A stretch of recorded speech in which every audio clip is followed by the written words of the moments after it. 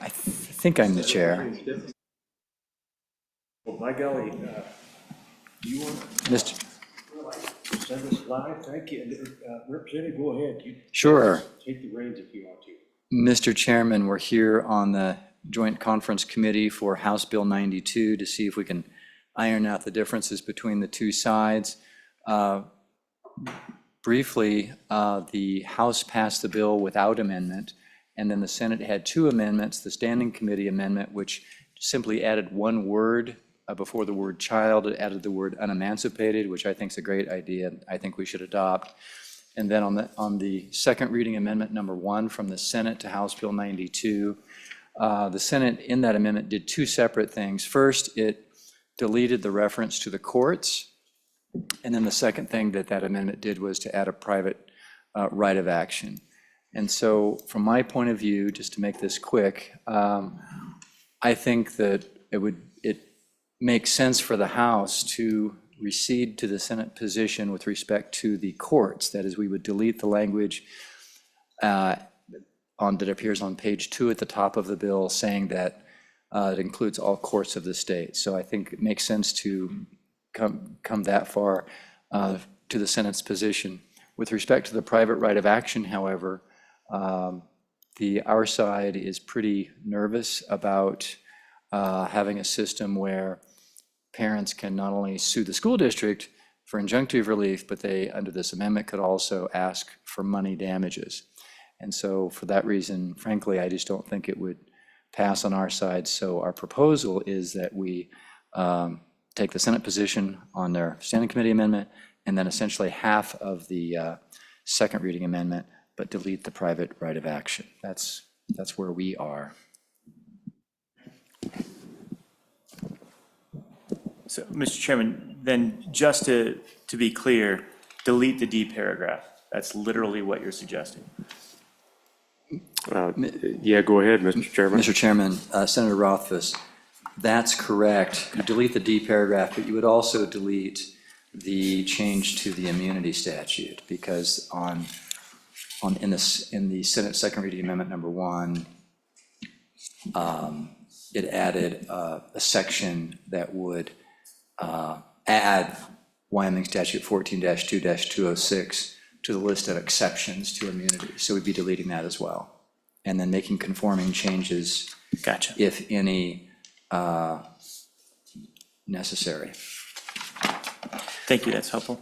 So just for clarification, Mr. Chairman, on our concurrence requested message 313, page 1, line 1, that the House would recede to the one above, and then the rest of this language would simply go away.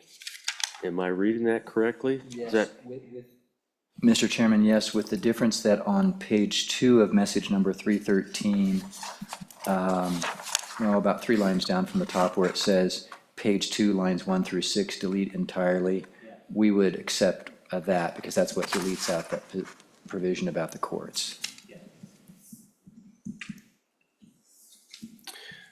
Senator Boner, any thoughts on it?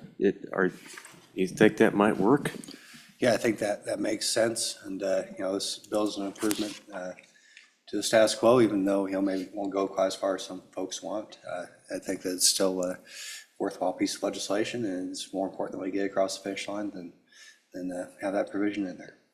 Yeah, well stated. And Mr. Chairman, appreciate you representatives getting your heads together and coming up with what I think would work. Senator Rothfuss, what do you think? Yeah. Mr. Chairman, I don't like the bill at all, but I think this is a good compromise, and I'll support it. That's all we could ask. That's where we were headed.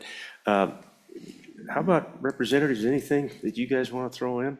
Go ahead. Thank you, Mr. Chairman. Yeah, I think, the part that we need to take out from our side is there's such a liability cost, insurance cost to the schools and to the state that piece needs to be removed. Yeah, appreciate that. I think we've got something that we can take back to our body, and like Senator Boner said, in these deals, you don't always get everything that that your chamber wants, but I think it's a good compromise. So go ahead, Mr. Chairman. Mr. Chairman, no, thank you very much. And if we have consensus on that, then I'll make sure we get a draft conference report that everybody can sign. Okay. Thank you very much. Thank you for doing that. We are adjourned. I think we're done.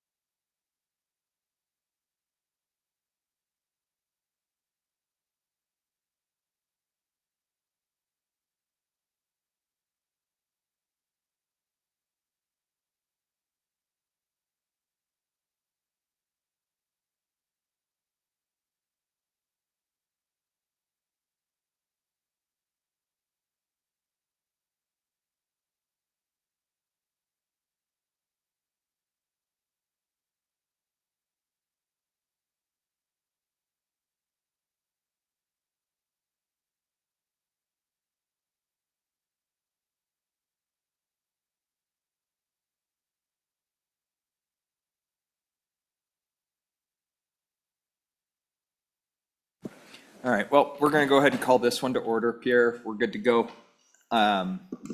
So just kind of set some ground rules for everybody in the room. Appreciate y'all being here. We are going to keep this closed to public testimony.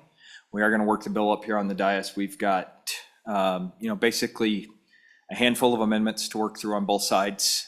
So what I'm going to do is I'm going to turn it over to Chairman Boner on this side. What I'm going to do is we're going to have you, if you wouldn't mind, just going through what your guys' changes were and the rationale behind them. And then if you guys have got any ideas of what you would like to see where we might have a middle ground, bring that forward for us. We've only got 25 minutes left until we gavel back in. So what I think we might just set the record straight here. We will probably take what you guys have to say. We'll do a little bit of discussion, and then we will probably have to come back in about an hour or so after we've had a chance to digest what you guys have for any discussion. So, Okay. all right, Chairman Boner, I'll let you go ahead and go over the bill rationale, what you guys, where you guys came from on the Senate side based off of what we sent to you as the House side. Right, absolutely. So there's three main areas of, I think, that we have to come to some sort of agreement on. First one being the testing requirements. And we took those out. Obviously, the House position is to have them in for any nationally normed test. The second one is the means test. The House had a means test. The Senate did not, at $6,000 for everybody. And obviously, I think the amount, the maximum amount was different as well. And then there's the elephant in the room, which is the pre-K. The Senate has none. The House has 4-year-olds, so 1 year pre-K. So that's where we're at. I think we have a graduated scale that works well for the means test that is richer than the House position, but it's still a means test. And so I think that's a fairly straightforward one. And, there's just the idea of the testing requirement that's kind of in or out, the way I see it. And so I think the Senate might be willing to cede that position if we could have a reasonable compromise on the pre-K. And so I think that's going to be the challenge. It seems like we had proposed a pilot program, which I think would have been a reasonable good faith effort to, bridge that gap. It's clear to me that you're not interested in that in the House overall. But so what I'm willing to offer is we do have some play with the percentages as to what goes to pre-K and what goes to K through 12. If you have both programs. So what I would suggest is I would hate to have, our official limitation, especially on the K through 12 program, which by definition is going to have far more students in it than just a single, grade, for lack of a better word. And so what I propose is, an up to 10% going to pre-K instead of a hard and fast, 10% shall and 90% shall go there. And so that's my best attempt to try to have some semblance of a, something that isn't just the House position, if that makes sense. Well, I will say, I think everybody on this side is certainly at the same position, right? We recognize we are not much further apart on this than what we were on the budget. A completely different bill than what we sent over, and we're in a completely different situation. So we both bodies recognize we're going to have to do some level of compromise here. So appreciate the clarification where you guys were at, what the body felt like. I know not everybody was able to listen to the debate over there, myself included. So we try to read the amendments and watch what happened there and guess. So appreciate you guys giving us that. Senator Rothfuss, you have anything else to add? Thank you, Mr. Chairman. Mr. Chairman, I was a dissenter on the legislation and am happy to be part of this participation. As I sit on the floor and as I think I've expressed to all of you, the K-12 component is not my key focus. It's the pre-K component that is the part of the bill that I find to be the most favorable part and would support. So I think looking for a path that brings back in the pre-K in a way that makes it an enabled program that can be successful is my objective. Since this is Representative Clauston's bill, I'll go ahead and let Representative Clauston come forward and give us any discussion points that he may have, and then we'll, Representative Lawley has also been an ardent supporter of the pre-K side of things, so we'll turn it over to her after that. So Representative Clauston. Thank you, Chairman. As far as the negotiations in the Senate version, I've lived through that, so I was there that day. I do like your means testing. I think it's more levels. Maybe the department won't like it as much, but I think it can't really be any harder to apply. And I think this is mathematically better than what I did. So, you know, the pre-K being at 30%, the reason I did that is because it's open to all 4-year-olds in Wyoming, right? So that's 8,000 4-year-olds that could apply for that versus the rest of it is all age groups. So that's why that number was so big. And, you know, one of the things that excites me about pre-K is we're just funding these families. We're not building schools. We're not hiring teachers. We're not doing benefits, right? That's all for all 4-year-olds in Wyoming. So I think that piece gives us, and that's why that number was the 30%. Representative Lawley, and I'd also like to welcome Chairman Barlow. Representative Lawley, your thoughts? Thank you. Again, I really believe in the pre-K as good policy for Wyoming. And I will say, to begin with, I appreciate the efforts on the Senate side to find a way forward. I think we all share that same goal, maybe minus Senator Office, but of really desiring to get an ESA program up and running in Wyoming. And so we do have obviously some differences, but I really do appreciate the effort that the Senate has put in. And so I'm just going to make sure I understood what you said concerning the pre-K. I heard the percentage, but we're talking about not a pilot program, but a full attached pre-K program. Is that correct? Mr. Chairman, that's correct. I think that's, you know, I'm a little disappointed that we're not, having talked to some folks down the hall. I was hoping that the pilot program would serve as a rational middle ground. Apparently there's not much interest in your chamber for that sort of thing. Yeah. And so now we're talking about having full pre-K and simply, you know, talking about the numbers. Yes. And I would hate for, you know, I have a problem with the idea that we're going to say right off the bat, it shall be 30% for this, it shall be 70% for that. I think we should have some flexibility just in case enrollment fluctuates one way or the other. And as a concession to the Senate position, I'd like to have, you know, up to whatever the number may be of pre-K. Okay. Thank Senator you. Barlow, with you joining us, or Chairman Barlow, all we've really done at this point is kind of catch everybody up on where the Senate was at, what the discussions were, but open it up for discussion from you as well, sir. Thank you, and my apologies. There were several tax bills being discussed across the hallway. I think we've resolved 2 of them, so I hope that's good news for the citizens of Wyoming. And so my apologies for being a little bit late. So just to be clear, I think we were talking about 3 major issues between the 2 positions: pre-K, in or out, meaning you had it in, it's out of the House, out of the Senate position. The means testing, i.e. the federal poverty levels, and then the testing itself, some kind of accountability. So is there a order if I'm inaccurate in that, please remind me, is there an order that you think one thing we can agree on sooner than later, and then we work toward the harder one, or do you want to start with the hardest ones and work toward the easiest ones?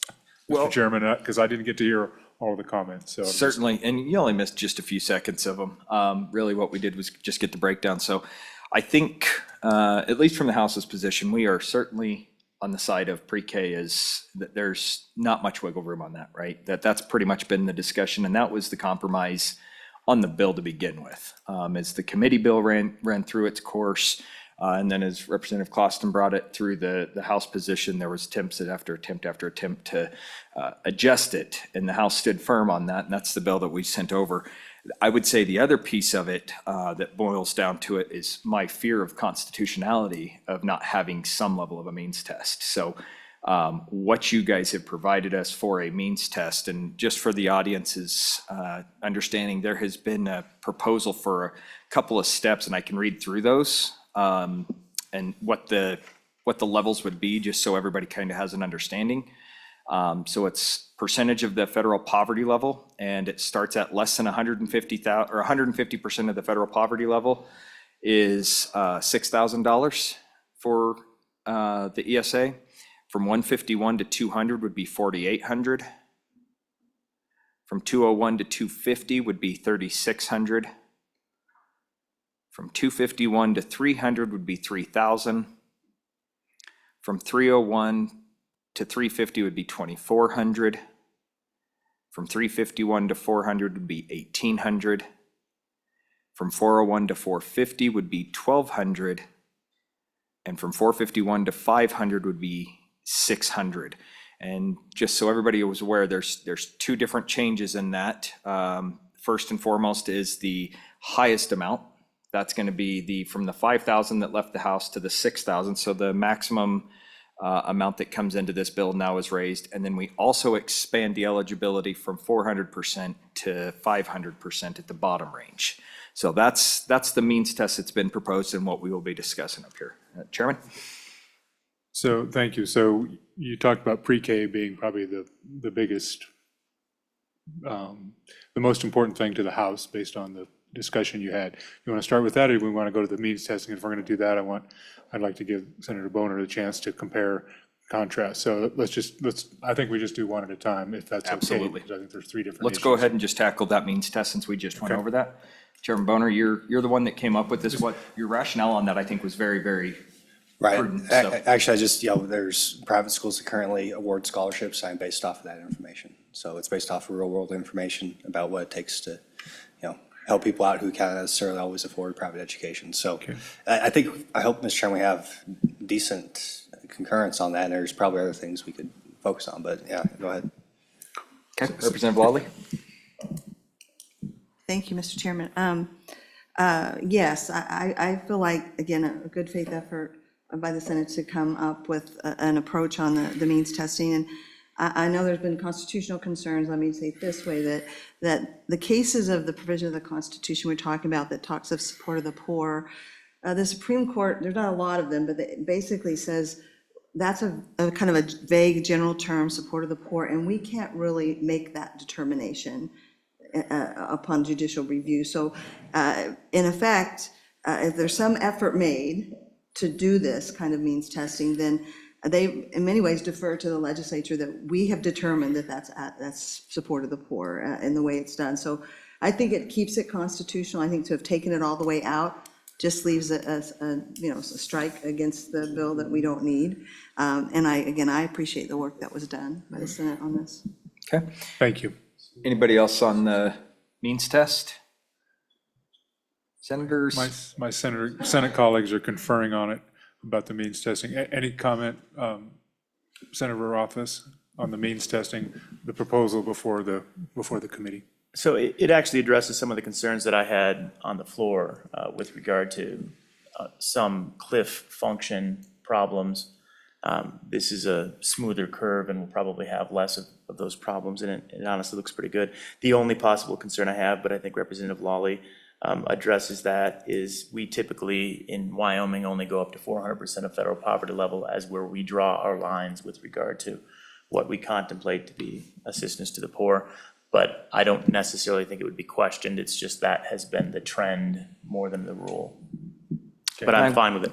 Yeah, and I would see that this probably provides an opportunity for that 400 of what we've always done, right? That's the most dangerous couple words in the English language, is that that's the way we've always do it. So I think that's probably a good area of opportunity to ensure that we're including more of those people that are interested in this program as well. So I think we're all in agreement with that. So, Mr. Chairman, if I could, so Sure. formula, I think there's comfort in the staging.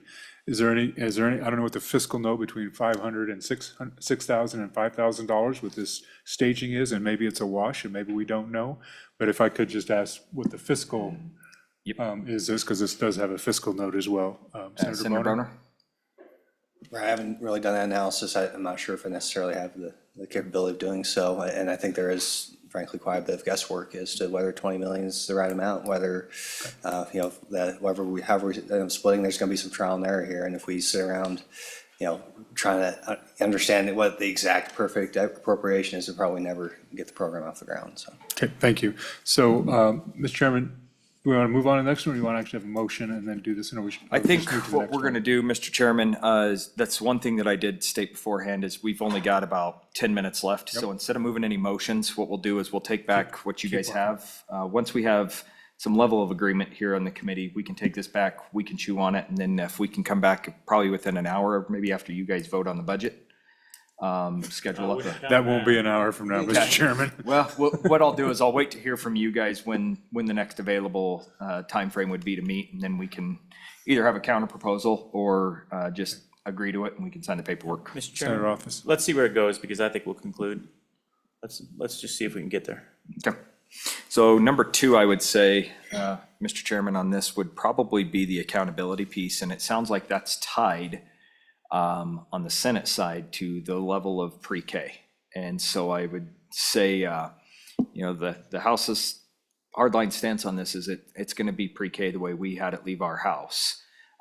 It seems like you guys have some wiggle room on what the accountability measures look like.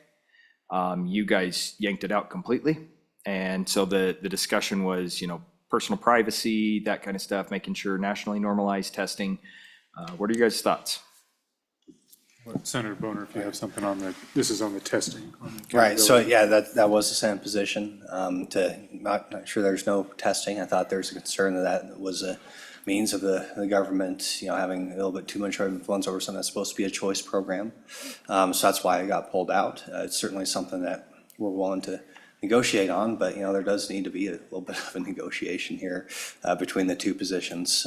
So like I said, there's no policy, I guess, connection between pre-K and having the accountability. Is simply acknowledging that there's two. That's something that we're willing to give ground on if there's at least some consideration of the Senate position on pre-K.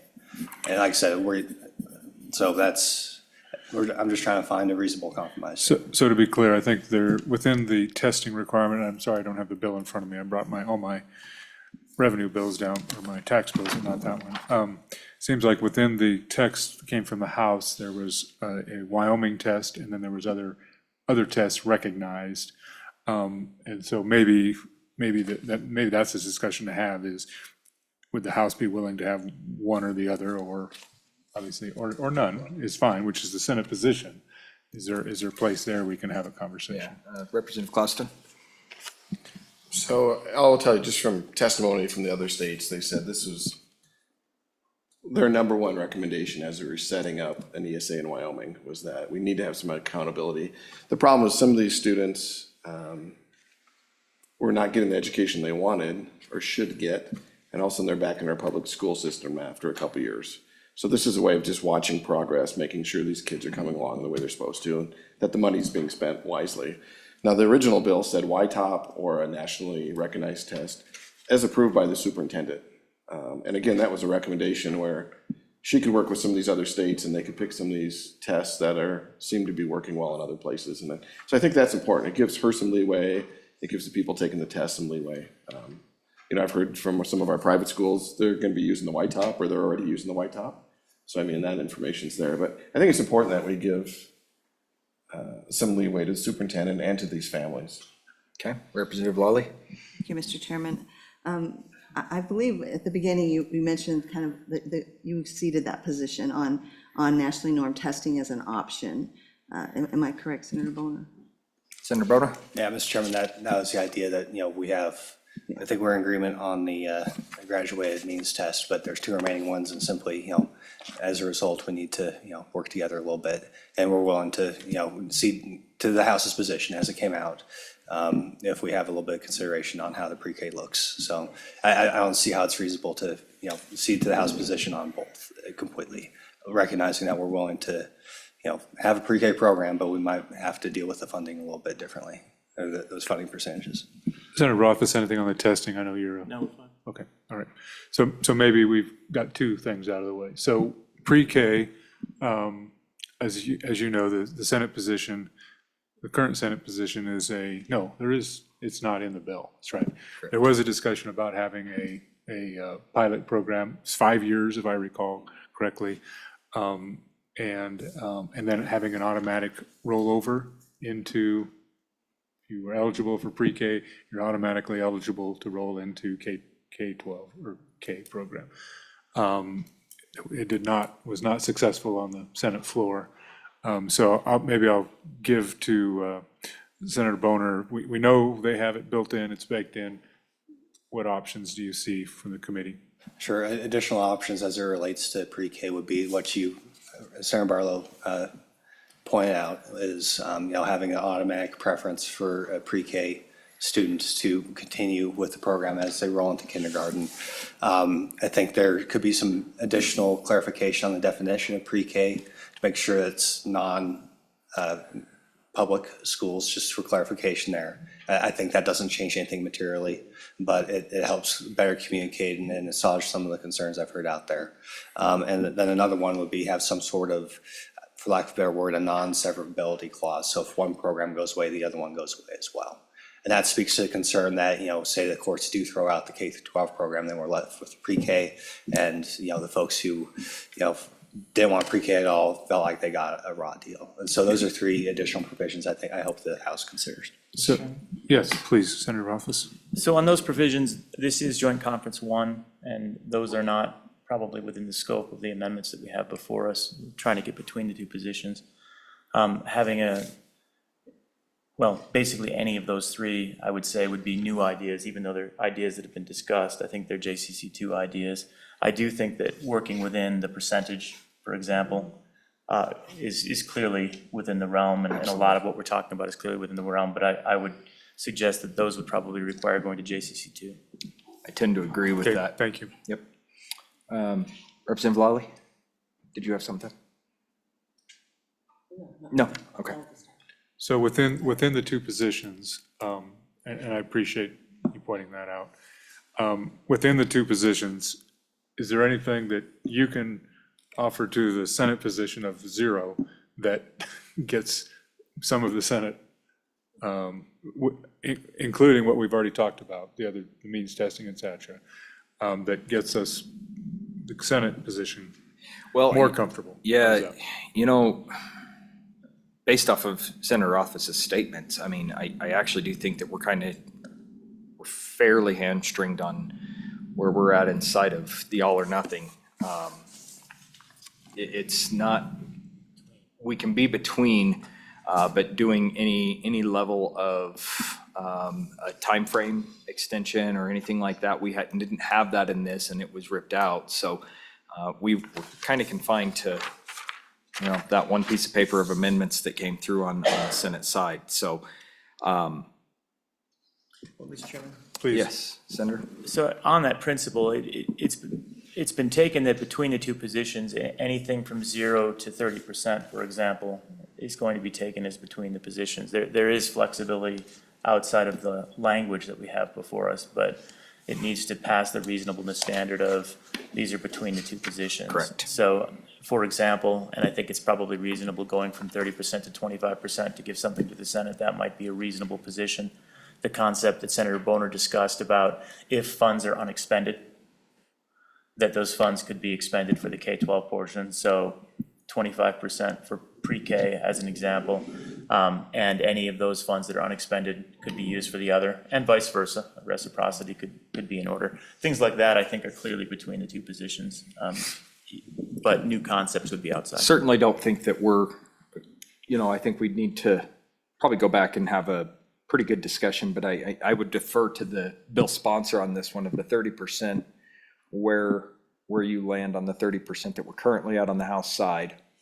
And what type of seating you're willing to offer up on the Senate side. So if you're not comfortable ready to make that quite yet, I understand that completely. So that's one opportunity. Senator Boner? Yeah, I just want to reemphasize, I think what Senator Office says, with having some level of flexibility there.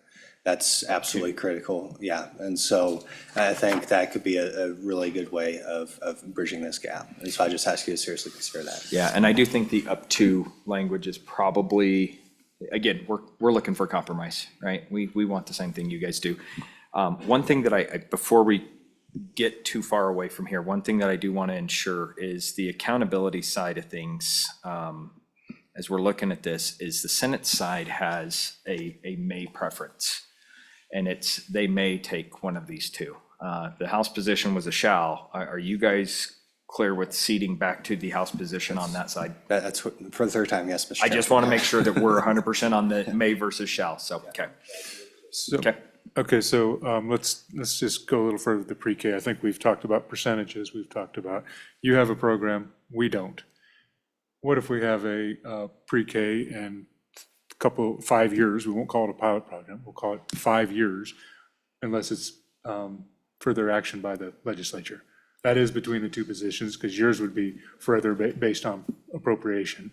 Ours would be none, et cetera. So I don't know if, I think since it's a reasonable, we've done that before. yeah, so I'm just asking, we're not talking about a pilot project in a separate subsection, et cetera. We're just talking about the pre-K will be brought in, but it'll be brought in as a 5-year with reauthorization.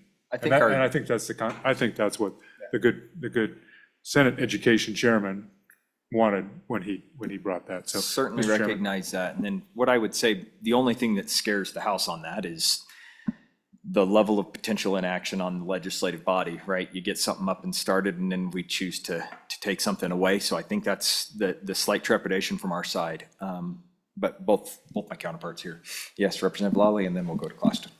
Thank you, Mr. Chairman. Yeah, I think if we're going to do it that way, we have a reciprocity for both programs. That basically we do it for 5 years and see if we all like it. And otherwise, I say that we're going to treat them the same.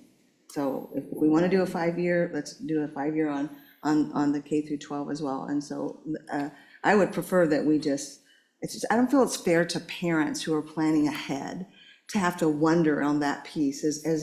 I think that one of the big favorable things about this legislation is that I think we're going to raise awareness about kindergarten readiness and why it's important, and we're going to provide this tool to help parents that couldn't otherwise provide that. And if we do that, again, and then we say, but that part we might take away, I just don't think that's a good look for the legislature. I think it's not good for parents who are trying to plan, because we are, in effect, particularly targeting those that really need help to provide that for their child, because in many cases, there is not any other option other than paying private for that kindergarten readiness. Okay, Representative Closton, then we'll get some final words from you guys, and then we've got to jet set back upstairs, and then we'll keep in touch with you guys quickly. Thank you, Mr. Chairman. I don't think 5 years is quite enough. I mean, these kids are gonna start at 4, in kindergarten, first grade, second grade, third grade, they're gonna get tested. That's the level we've been looking for. We're gonna need a couple years of data. So I guess 7 years would probably be my minimum if we did do something like this. I do think both programs need to be married to each other, so whatever rule applies to one's gonna apply to them both. And then the other thing, I think having some of these funds out there, we're gonna see some expanded private preschools in the state. 5 years, I mean, someone's investing in this business and trying to get their programs up and running. 5 years might be a little short on that investment. So I'm not really sold on that, so. Well, Mr. Chairman, to be clear, I was just trying to find a place between the Absolutely. positions. I will say this, I don't know that time limiting both programs, that is not between the positions. Absolutely, I just So wrote that down is myself. That is not, I'm sorry, Representative Lawley, I understand what you're trying to get to, and I understand that equitability, but that is not between the two positions. We both have a K-12 position that is ongoing. Yep. We're only talking about the difference we can do with the pre-K. So I'll look forward, we'll visit, I look forward to communication with you, and then we'll reconvene. I guess I would like to know, was there anybody in the audience that wanted to speak to the conference committee? I know that's dangerous, but if, I kept it oh, you did? closed Or you out. already Yep, said it, okay. yep, I kept her closed. Okay, thank you, sorry. Yes. I would ask, in the interest of time, is this close enough to something that we should discuss at 25%, a 7-year sunset on the education and all the rest of these provisions, that it would be worth drafting up and getting that ready? That seems like it's at least plausible. If it's drafted up, that doesn't mean we finalize it, but obviously it's a lot easier to tweak it. than Have it some, is to- have some language on that. Yeah, would everyone be amenable to that? So Because I I'm think getting that's some in the head nods ballpark on of this side. rational. Okay. Yeah, I think we'll take that back and chew on it, but absolutely. Okay. So to that, Mr. Chairman, it's a House. Yep. It's a House We will bill, take it so back. if you want to, Yep. if you want to initiate that draft. Get it drafted. With the language that Senator Boner had for the steps, I mean, I think he's provided that to you. I already have. It's I already have done. All right. I have a very distinct feeling that Tanya's watching us already. So she's probably typing Thanks, away. everybody. Always watching So us. we'll meet back. All Oh, right. yes. Just want to make sure we address the privacy issue with the accountability. That was brought up. I think that's important to a lot of folks, so hopefully we can work that in somehow. So I just out of curiosity, Senator Boner, that was the discussion on the Senate side, so, A little bit. I wouldn't worry too much about that. okay. Thank you. All right, thanks, guys.